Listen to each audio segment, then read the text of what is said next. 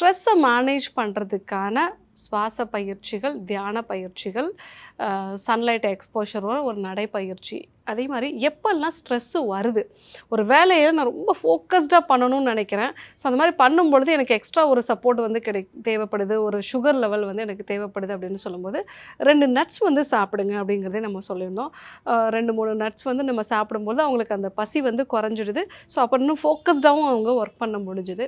அதே மாதிரி எப்போல்லாம் ஸ்வீட் கிரேவிங்ஸ் வருது, அந்த டே முடியும் பொழுது காலையிலேருந்து சாயங்காலம் வரைக்கும் நான் ஒர்க் பண்ணிட்டேன், ஈவினிங் போனோம் அப்படின்னா எனக்கு ஒரு மாதிரி ஏதோ ஒரு அப்ரிஷியேஷன் தேவைப்படுதா, இல்லை ஏதோ ஒரு ரிலாக்ஸேஷன் தேவைப்படுது, அப்போல்லாம் நான் ஸ்வீட்ஸ் வந்து எனக்கு சாப்பிடணும்னு தோணுது அப்படின்னு சொல்லும்போது அந்த டைமில் நீங்கள் ஏதாவது உங்களுக்கு பிடிச்ச ஒரு காமெடி பார்க்குறதோ, இல்லை உங்களுக்கு பிடிச்ச மாதிரி ஏதாவது ஒரு மியூசிக் கேட்குறது, இல்லை நீங்கள் ஒரு வாக்கிங் வந்து பண்ணலாம். ரொம்ப ஃபாஸ்ட்டாக இல்லாமல் ஒரு 10 மினிட்ஸ் வந்து வாக்கிங் பண்ணலாம். ஏன்னா ஆல்ரெடி நான் டயர்டாக இருக்கேன்.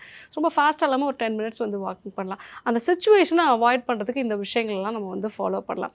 எப்பெல்லாம் உங்களுக்கு ஒரு ஸ்வீட் கிரேவிங் இருக்கோ அப்போ நீங்கள் வந்து பேரிச்சம்பழம் வந்து 1, 2 வந்து எடுத்துக்கலாம். இதெல்லாம் அவங்க ஃபாலோ பண்ணாங்க. அதுலேயே நல்லா வந்து அவங்களுக்கு வெயிட் குறைய ஆரம்பிச்சுது.